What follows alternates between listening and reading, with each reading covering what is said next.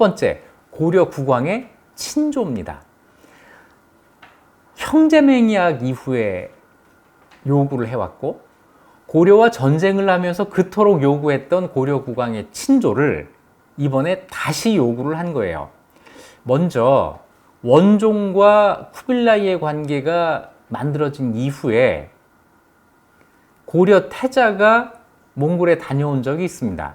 몽골과 전쟁 중에 고려 태자의 입조 가지고 그렇게 오랫동안 줄다리기를 했는데, 이것이 너무나도 쉽게 고려 태자의 몽골 입조가 이루어진 거예요. 고려 태자가 아무 일도 없이 몽골에서 돌아옵니다. 자, 그렇게 어렵던 입조가 이렇게 쉽게 실현이 된다. 두 나라 관계가 뭐랄까, 신뢰를 바탕으로 우호적으로 성립이 됐다, 이렇게 평가할 수 있는 대목이죠. 태자가 몽골에 갔을 때 태자 일행과 몽골 관인들의 대화가 지금 남아있는 게 있어서 이 좀 재밌습니다. 소개를 해드릴까 하는데요. 몽골 관리들이 고려 관리에게 이렇게 묻습니다. 지금 고려에 병권을 가진 사람이 누구인가? 이렇게 물어요. 그랬더니 김씨다. 그때 김준이라고 하는 무신 집정이 권력을 잡고 있을 때거든요. 김씨다, 이렇게 이야기를 해요. 그랬더니 이 다음 질문이 아주 뜻밖입니다. 어째서 망리지라고 하지 않는가? 아니, 이게 무슨 소리죠?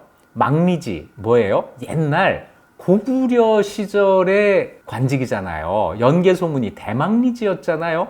갑자기 이 말을 끌고 와가지고 왜 망리지라고 하지 않는가 그러는 거예요. 역시 쿠빌라이처럼 고려와 고구려를 구별하지 않고 있었던 거죠. 그래서 여기에 대해서는 그 이름은 없어진 지 오래됐다, 이렇게 대답을 합니다. 질문이 몇 차례 더 있는데 이런 질문도 해요. 과거를 시행한다고 들었다. 그러니까 고려 사람이 그렇다. 그러니까 이번 과거 시험 문제가 뭐였는데 또 이걸 물어보는 거예요. 아주 그 생소한 문화 속에서 자라난 그 두 진영의 사람이 만나서 아주 초보적인 정보를 교환하는 장면.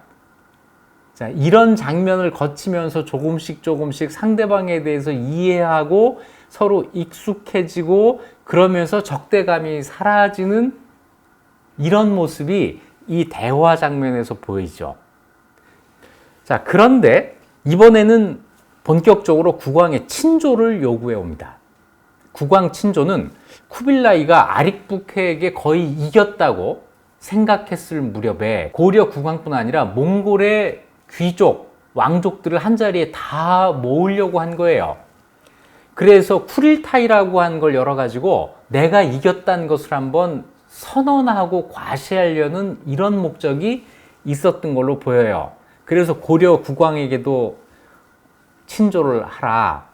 이걸 가지고 고려 국내에서 논쟁이 벌어집니다. 왕이 갔다가 잘못되면 어떻게 하느냐 하는 이런 걱정을 하는 사람들이 많았는데, 누구보다도 원종 스스로가 나서서 친조를 하겠다, 이렇게 이야기를 합니다.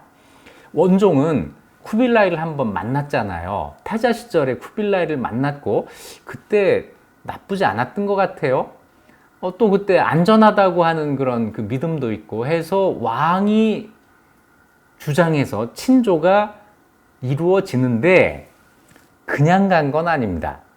단서가 붙어요. 내가 가긴 가는데 오라는 때에 오라는 곳으로 가지는 못하겠다. 역시 고려예요. 그냥 주지 않습니다. 원래 오라고 하는 것은 6월 달에 개평, 6월 달에, 그때 개평이 이제 상도라고 하는 수도가 되거든요. 6월 달에 개평, 상도로 와라, 이거였는데 그건 못하겠고 9월 달에 대도로 갈게. 대도는 지금 베이징입니다.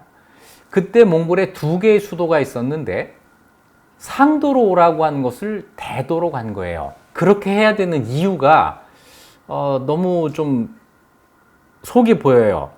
준비할 시간이 부족하고 날이 너무 덥다.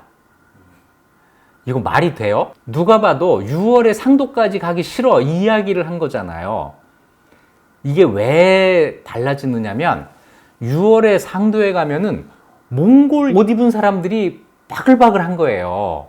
그 안에 무슨 개밥에 도토리처럼 고려 국왕이 가가지고 정상회담할 때 그런 거 있잖아요. 이런 분위기가 싫었던 거예요. 9월 달에 대도를 갑니다. 여기에는 아무도 없었고 고려 국왕이 쿠빌라이만 만날 수가 있었어요. 부담이 훨씬 적었겠죠? 그리고 나는 친조했다. 그렇다면 이제는 너희가 우리의 요구를 들어줄 차례야. 이렇게 된 거죠. 자, 친조. 우리 역사상 처음 있는 일입니다. 국왕이 외국에 직접 가는 것. 요새는 정상외교라고 합니다만 옛날에는 이런 일을 하면 국가의 체면이 깎인다고 생각을 했어요. 그런데 체면의 문제가 아니다. 몽골과 협상을 계속 유지하기 위해서는 친조가 필요하다라고 하는 판단을 해서 국왕의 친조가 이루어진 거죠.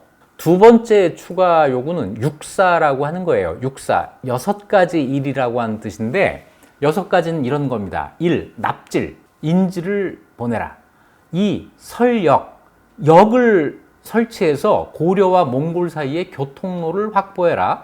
셋째, 조군, 군대를 내서 보조해라. 몽골이 전쟁을 하는데 고려군을 파병해서 도와야 된다는 얘기예요. 넷째, 수량, 군량을 가지고 와야 된다. 5번째, 공호수적, 호수가 기록되어 있는 장부를 바쳐라. 다시 얘기해서 고려의 인구수를 파악하겠다고 하는 거예요. 그리고 다루가치, 다루가치를 설치하는 것. 이 앞에 5가지를 실제로 관리하고 감독하는 사람으로 다루가치를 파견하겠다는 이야기입니다. 이 6가지를 육사라고 하는데 사실은 고려가 몽골과 전쟁을 하는 동안에 하나하나 요구해 온 적은 있어요. 그런데 한 묶음으로 해가지고 이걸 한꺼번에 시행해라 라고 이야기한 것은 이때가 처음입니다. 1262년 12월의 일이에요.